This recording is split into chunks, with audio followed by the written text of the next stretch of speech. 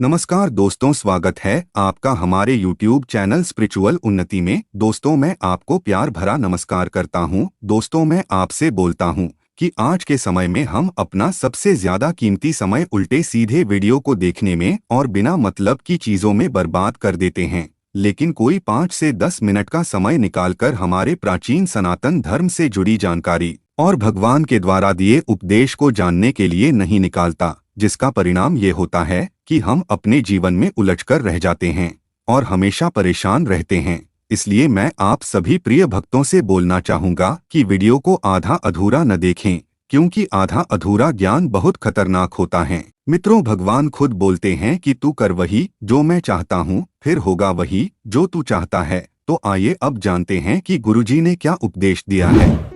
दोस्तों, कई बार देखा गया है आजकल आधुनिक समय में लोग बाग सांसारिक मोह माया में कितने लिप्त हो गए हैं कि भगवान तक को भूल गए, जो कि सबसे बड़ी गलती होती है।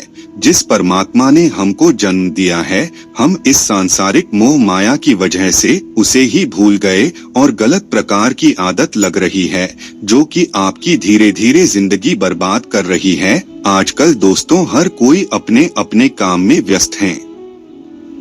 कोई व्यक्ति गंदा काम कर रहा है तो कोई व्यक्ति अच्छा काम कर रहा है, लेकिन आजकल इंसान किसी न किसी काम में व्यस्त ही है। कोई व्यक्ति अपना घर बना रहा है तो कोई व्यक्ति घर तोड़ रहा है। अगर कोई व्यक्ति घर सजा रहा है तो कोई व्यक्ति घर को बर्बाद कर रहा है।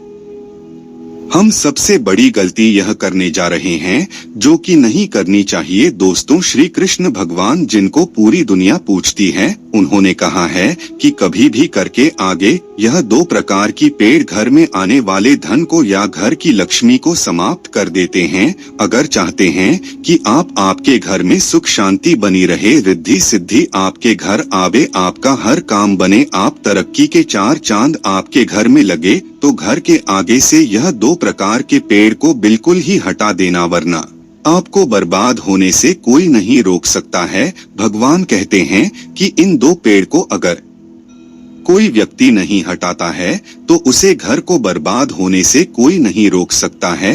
अपने घर को बचाने के लिए आप जरूर यह पेड़ हटा दे।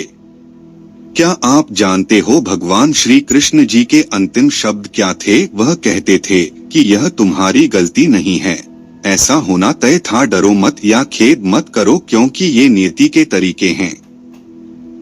ये पृथ्वी पर उस महान व्यक्ति के अंतिम शब्द थे, क्योंकि कृष्ण जानते थे कि कर्म का नियम सार्वभौमिक है। दोस्तों, जो भी व्यक्ति जैसा भी कर्म करेगा उसे उसका फल जरूर मिलेगा। आजकल कई ऐसे लोग हैं जो कि थोड़े से मजे के लिए गलत प्रकार के वीडियो देख लेते हैं, परंतु जब भगवान के वीडियो देखने की बात आती है तो फिर साफ हो जाता है कुछ लोगों को। आज दोस्तों, श्री कृष्ण भगवान ने क्या कहा है जरूर देखना। दोस्तों, ईश्वर कहते हैं कि जो भी व्यक्ति अच्छे तरीके से पूजा पाठ करता है उसे मैं स्वीकार करता हूँ, उसकी हर मनोकामना को मैं पूरा करता हूँ।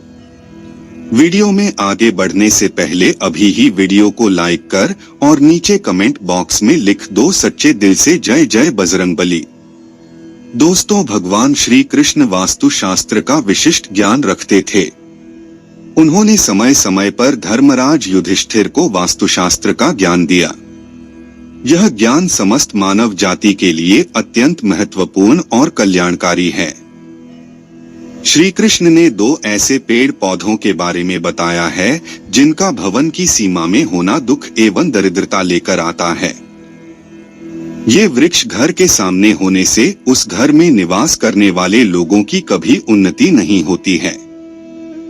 उन्हें हमेशा पराजय और निराशा का ही सामना करना पड़ता है। दोस्तों, वास्तुशास्त्र के अनुसार वृक्ष तथा पौधे हमारे भवन की सुंदरता को बढ़ाते अवश्य है, साथ ही यह वातावरण को शुद्ध रखते हैं। वृक्षों से सकारात्मक ऊर्जा का संचार होता है जो हमारे जीवन के लिए अत्यंत आवश्यक होती है। वृक्ष नकारात्मकता को कम करके वातावरण को अधिक सकारात्मक बनाने का कार्य करते हैं। घर के सामने शुभ पेड़ पौधे लगाने से घर में बरकत आती है। साथ ही ये पेड़ पौधे कई प्रकार के वास्तु दोषों को नष्ट करते हैं। घर के आंगन में खड़े वृक्ष देवताओं के समान हमारे घर की रक्षा करते हैं। इसीलिए हमारे पुराणों और शास्त्रों में भवन की सीमा में कुछ शुभ वृक्षों का रोपण करने की सलाह दी गई है। यहाँ पर कुछ दोस्त ऐसे भी होंगे जो हमारी बातों को हल्के में लेंगे क्योंकि उन्हें वास्तुशास्त्र का ज्ञान नहीं है। इस पर एक कहावत भी प्रचलित है कि बंदर क्या जाने अदरक का स्वाद। अर्थ यह है, कोई भी व्यक्ति वास्तुशास्त्र के बारे में नहीं जानता है तो फिर इन उपायों में या वीडियो देखने वह विश्वास ही नहीं करता है। इसलिए दोस्तों, सही सटीक 100% जानकारी के साथ में जानने के लिए इस वीडियो से जुड़ जाना। दोस्तों, वीडियो को आगे बढ़ाते हैं। दोस्तों, आपके पास अभी जितने भी काम है उनको साइड में रख दीजिए। ध्यानपूर्वक जो आपको बताया जा रहा है उसे देखिए और सुनिए। दोस्तों, भगवान श्री कृष्ण ने समय समय पर ऐसी बातें लिखी है, अगर कोई मनुष्य इन बातों को जान लेता है तो उसे अपने जीवन में पछतावा नहीं होता है। आज दोस्तों, भीड़ भाड़ की दुनिया में लोग बाग आधुनिक हो चुके हैं, वास्तुशास्त्र को साइड में रख दिया है, भगवत गीता को केवल घर में रखते हैं, उसमें छिपा हुआ ज्ञान को कोई पता नहीं है। इस बात को लेकर श्री कृष्ण भगवान कहते हैं कि जो भी व्यक्ति इन बातों को ज्ञान पूर्वक सुनता है और अपने जीवन में धारण करता है तो निश्चित ही रूप से उसका इस पृथ्वी पर कल्याण होगा। आज हम जानेंगे हमारे घर की सीमा में कौन से वृक्ष तथा पौधे होने चाहिए और कौन से वृक्ष नहीं होने चाहिए। जैसे कुछ वृक्षों को शास्त्रों में शुभ बताया गया है, उसी प्रकार से वास्तुशास्त्र में अशुभ वृक्षों तथा पौधों का वर्णन मिलता है। इन वृक्षों का घर की सीमा में होना अशुभ और अमंगलकारी होता है। यह वृक्ष घर के सामने होने से दुख तथा दरिद्रता का ही सामना करना पड़ता है। इन वृक्षों के सानिध्य में रहने पर धन का नाश होता है, शत्रुओं में वृद्धि होती है, मनुष्य अपना मान सम्मान तक खो देता है। इसीलिए यदि आपने भी जाने अनजाने में अपने घर के आंगन में अथवा घर के अंदर ऐसे वृक्ष तथा पौधे लगाए हैं तो बिना देरी किए उन्हें तुरंत हटा देना चाहिए। तो चलिए जान लेते हैं मनुष्य को कौन से पेड़ लगाने चाहिए और कौन से नहीं। सबसे पहला है पीपल का पेड़। किसी जलाशय के समीप पीपल का वृक्ष लगाने वाले मनुष्य को जो फल मिलता है वह सैकड़ों यज्ञों के समान होता है।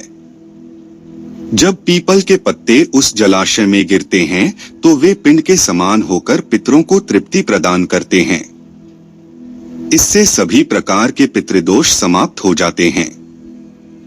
श्री कृष्ण कहते हैं, जो मनुष्य नित्य स्नान करके पीपल को स्पर्श करता है वह सभी पापों से मुक्त होता है और कभी पराजित नहीं होता है। पीपल को स्पर्श करने से लक्ष्मी की प्राप्ति होती है और उसकी प्रदक्षिणा करने से आयु में वृद्धि होती है। पीपल की जड़ में श्री विष्णु, तने में शिव जी और अग्रभाग में ब्रह्मा जी स्थित रहते हैं। सोमवती अमावस्या के दिन पीपल को प्रणाम करने से जो फल मिलता है वह 1000 गाय के दान के बराबर होता है। इस संसार में पीपल के समान कोई वृक्ष नहीं है। साक्षात श्रीहरि इस वृक्ष के रूप में पृथ्वी पर विराजमान है। पीपल के वृक्ष को चोट पहुंचाना अथवा उसकी टहनी तोड़ना महापाप माना गया है। ऐसा मनुष्य एक कल्प तक नरक में रहता है और जो पीपल को जड़ से काटता है उसका कभी नरक से उद्धार नहीं होता है। दूसरा है आंवले का वृक्ष। श्री कृष्ण कहते हैं, आंवले का फल समस्त लोकों में प्रसिद्ध और परम पवित्र है। आंवले को लगाने से स्त्री और पुरुष जन्म मृत्यु के बंधन से मुक्त हो जाते हैं। यह पवित्र फल भगवान विष्णु को अत्यंत प्रसन्न करने वाला एवं शुभ माना गया है। इसको खाने से सभी पापों से मुक्ति मिलती है। आंवला खाने से आयु बढ़ती है, उसका जल पीने से रोगों का नाश होता है और आंवले को जल में मिलाकर स्नान करने से दरिद्रता दूर हो जाती है और सभी प्रकार के ऐश्वर्य प्राप्त होते हैं। जिस घर में आंवला सदा मौजूद रहता है उस घर में कभी दैत्य और राक्षस नहीं आते हैं। एकादशी के दिन अगर आंवला मिल जाए तो संसार के सभी तीर्थों से बढ़कर फल प्राप्त होता है। अपने केश में आंवला लगाने वाला फिर से मृत्युलोक पर जन्म नहीं लेता है। जिस घर के सामने आंवले का वृक्ष होता है वहां पर साक्षात लक्ष्मी नारायण निवास करते हैं। तीसरा है अशोक का वृक्ष। दोस्तों, पद्म पुराण के अनुसार अशोक के वृक्ष में अप्सराओं का निवास होता है। यह वृक्ष शोक का नाश करने वाला तथा निराशा को समाप्त करने वाला होता है। इस वृक्ष को घर के पास लगाने से घर में सुख शांति बनी रहती है। अशोक का वृक्ष शीतलता और यौवन प्रदान करने वाला होता है। मां लक्ष्मी ने जब देवी सीता के रूप में अवतार लिया था तब रावण द्वारा अपहरण करने के बाद उनका वास अशोक वाटिका में था। अशोक के वृक्ष ने मां सीता की बहुत सेवा की थी। इसीलिए मां सीता ने अशोक वृक्ष को यह वरदान दिया था कि जिस भी स्थान पर यह वृक्ष होगा वहां पर उनका सदैव ही निवास होगा। चौथा है पाकड़ का वृक्ष। पद्म पुराण के अनुसार प्रत्येक मनुष्य को पाकड़ का वृक्ष अवश्य लगाना चाहिए। यह वृक्ष लगाने से जो फल मिलता है वह महायज्ञ के समान होता है। कलयुग में मनुष्य यज्ञ नहीं कर पाएंगे, इसीलिए उन्हें एक पाकड़ का वृक्ष अवश्य लगाना चाहिए। पांचवा है नीम का वृक्ष। पद्म पुराण के अनुसार नीम का वृक्ष लगाने से सूर्य देव प्रसन्न होते हैं। नीम का वृक्ष आयु प्रदान करने वाला माना गया है। इसे घर के पास लगाने से नाना प्रकार के रोगों से छुटकारा मिलता है।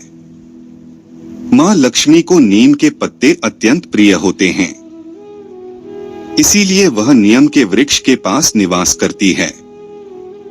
घर के सामने नीम के वृक्ष का रोपण करने से धन संपत्ति की प्राप्ति होती है।